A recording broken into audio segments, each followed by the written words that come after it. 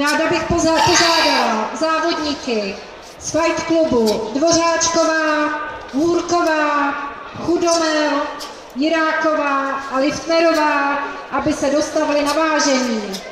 Závodníci Dvořáčková, Hůrková, Chudomel, Jiráková a Liftnerová se okamžitě dostaví na vážení. Jinak vpravo od vchodových dveří se pomalu vyvěšují pavouci na kumite.